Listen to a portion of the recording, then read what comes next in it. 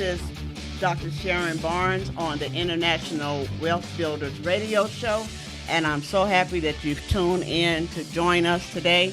I'm very excited about our show today. We have a very special guest who's going to be talking about financing of various real estate projects, especially when it comes to accessory dwelling units. Again, this is the International Wealth Builders Radio Show with your host, Dr. Sharon Barnes. I am the owner of ADU Advantage, where we provide education, resource, and consultation services to help you make your accessory dwelling unit a reality. So we're here to provide information to take that thought of having an accessory dwelling unit in your backyard to a reality.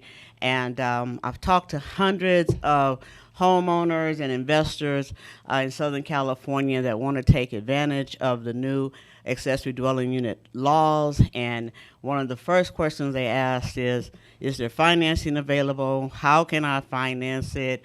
Who can I talk to? So we're going to be dealing with these questions today. We have TR, the loan guy, with us.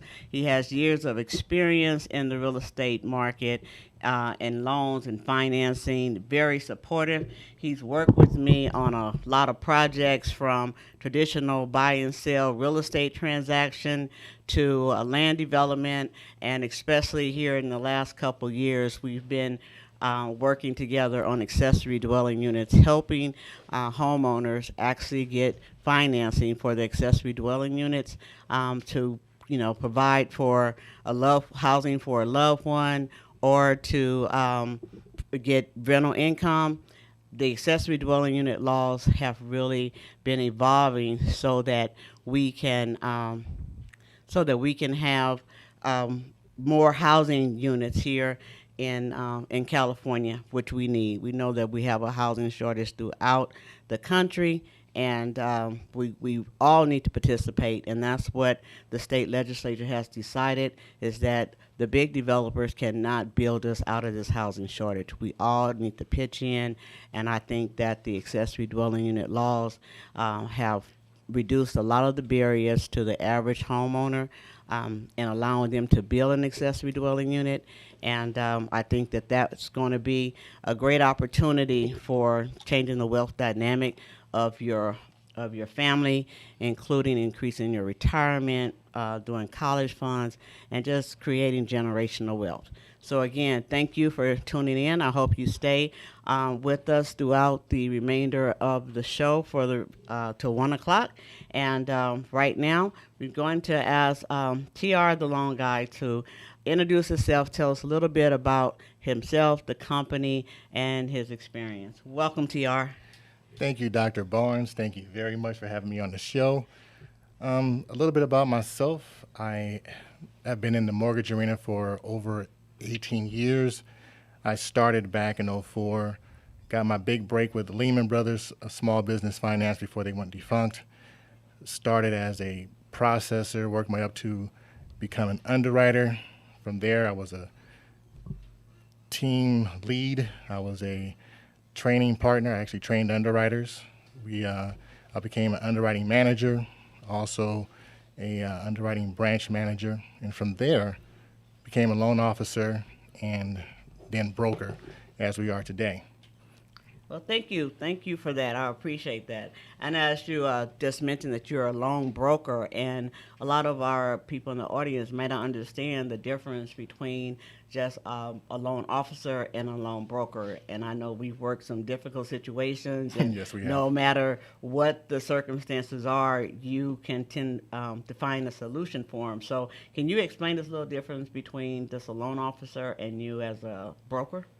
Well, absolutely. A loan officer is a person who works for a traditional bank, traditional credit union, or an online finance institution. And before we get started, there's nothing wrong with any of those. I actually have bank accounts. I have a credit union accounts.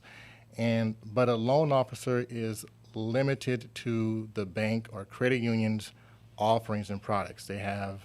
Everyone has FHA. Everyone has a conventional products, and some have HELOC products.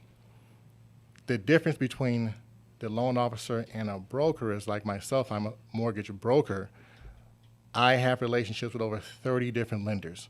So when you come in, let's just say your FICO score is a little bit lower and it doesn't meet that particular bank's or credit union's program guidelines, well, I have a program for you for not so good credit.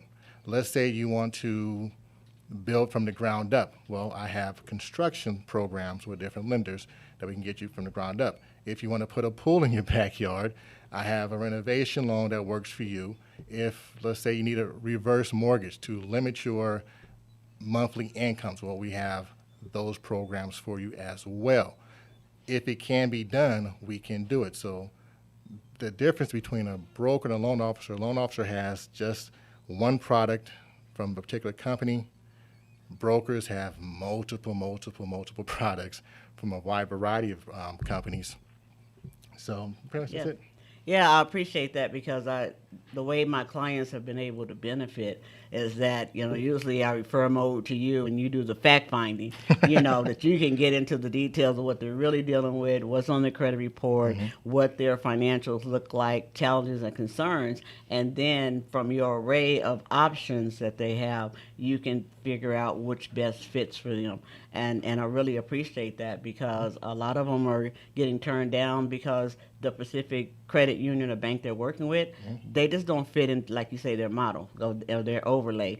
And sometimes I found with home assistance program or even like, we got the Cal Halford grant out there now. Yes, we do. And when things start coming out, I had a call this morning from a client, wasn't know if I knew about a program that B of A is doing. It just rolled out 2 days ago, and it's like you have to find the lenders who know about the program and key is willing to do that extra paperwork because I've had lenders like, I don't do home assistance because this is too much paperwork or whatever. And so we have to understand that we need to have options. And so you've been a very valuable strategic partner of mine. And I just want to just put that out there and let people know there is a difference and you can work with them. So appreciate that. Well, I would say this, Sharon. You and I have worked together for multiple years, and all of our deals, whether they're the easy ones or the challenging ones, it's always been a great journey with you. Yeah, exactly. That's what I can say, right? Exactly. And I always tell the clients, you want to have options. Yeah. I liken it to backing it back up to the whole broker versus LO. You can't typically go and order a Big Mac at Burger King. But Exactly. what if you could? Right. What if you could? In this world of mortgage financing with a broker, you can say, hey, this is what fits me. You come to a one-stop shop, and like you mentioned, what if you need down payment assistance? Most banks and credit unions don't offer that. Some do, but most of them don't. What if you, like I said, you need to anything if you're a self-employed borrower, but you deduct a lot of taxes, a lot of expenses on your tax returns? Well, your income on taxes are very low. However, we have bank statement loans that work out for you that you can now get a loan based off of your bank statements and not your tax returns. The deal about myself, what makes me unique, I'm a unicorn. I've been on the operation side and I've been on the origination side. So as an underwriter, as an underwriting trainer, as an underwriting manager, I know the programs. So when you call me, I tell people, use my expertise. I've been in this arena for a very long time. Use me for the knowledge. And when you come to us, I pre-underwrite every file. We look to make sure that there's nothing that's out of place.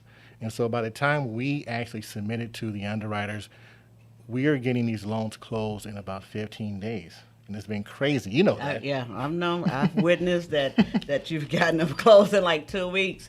And I want to talk a little bit because you mentioned the underwriter several times about not only working as an underwriter but training underwriters. And underwriters are these people that we hear about and that loan officers call us about, that the underwriter needs this, the underwriter's questioning that, but we never have direct contact with them. We don't understand sometimes the underwriting part in this invisible person. Absolutely. So can you give us a little insight as to what the underwriter's role is in the relationship to you as the broker and the client? Because that seems to be the one that we need to satisfy to get our loan approved. Absolutely. Well, you definitely have to satisfy the underwriter to get your loan approved. In relationship to the borrower, the underwriter is almost like the managing agent of the deal itself, of the conditions that you need to meet. And so the underwriter's deal is to look out for the best interests of the company. They want to make sure that if they lend this money, whether it's $500,000 or $1 million, that there's nothing shady about the deal. There's no fraud involved. The person who says, hey, I want to borrow this money can pay that money back. So they're going to look at and scrutinize the deal to make sure that all the T's are crossed and all the I's are dotted. And that's what the underwriter says. He's going to look for your income. He's going to calculate your assets, make sure you have the appropriate amount of assets to close. He or she is going to look at the property profile, the title report, to make sure that there's nothing on title that's standing out, any judgments or anything like that. Make sure that you are who you say you are, looking at your Social Security to make sure everything matches the file, just Right. to the T, okay? Exactly. So that's what you got to go through now. And today's standards, now, underwriters are a little bit different than they were back in the day. We had to do a lot more back in the day years ago. And now you have underwriters who are coming on. It's no fault of their own, but they're new. And so they're going by what they were taught, and they're really sticking to just the basics. They're not thinking outside of the box. Well, that's why you have somebody like me to think outside the box for you. And when they ask for items, if that item is not according to guidelines, I'm saying, hey, this is the guidelines that Fannie Mae, Freddie Mac, or FHA has in this regard. Why do you asking for that? Why do we need that? We don't have to burden the borrower with that particular condition because it's not part of the guidelines. You would like to have it, but it's not required. Exactly. I appreciate that. And one of the last things I just want to mention before we go to break is that one thing that I've seen you do that I haven't had the experience with other loan officers, or at least I haven't got the feedback from clients, is that because of your background, well, if you kind of anticipate what the underwriter is going to look for, and so you're very proactive, and you don't like to piecemeal a loan package. You like to get everything there, and then sometimes the client understand why is he asking for this before it's even requested, and I just think that's an asset and not necessarily a detriment, but people don't always appreciate that. But I think that your insight into the underwriting world and being able to anticipate and have those conversations that you reference has definitely helped you close deals in 15 days versus 30 or 45. And, as a realtor, I understand we have a 45-day escrow, and then on day 43, we're begging for 10 more days for some reason. Sometimes it might be documentation that's needed that the borrower couldn't find, but a lot of time is that we weren't as proactive, and we got these conditions that came out sideways that we only found out about on day 41 instead of day 2. Exactly. And just to give you a case, we just closed one that was 10 days. In 10 days. I remember talking to you about that. So it can be done. It doesn't take forever to get a loan accepted and processed. Every lender is different, but we want to, again, bring you resources like TR, the loan guy, on how he can help you. We're going to take a quick break now. When we come back, we'll continue to talk about real estate funding and what's out there, especially with the current interest rates. And we'll just talk general, but stay with us.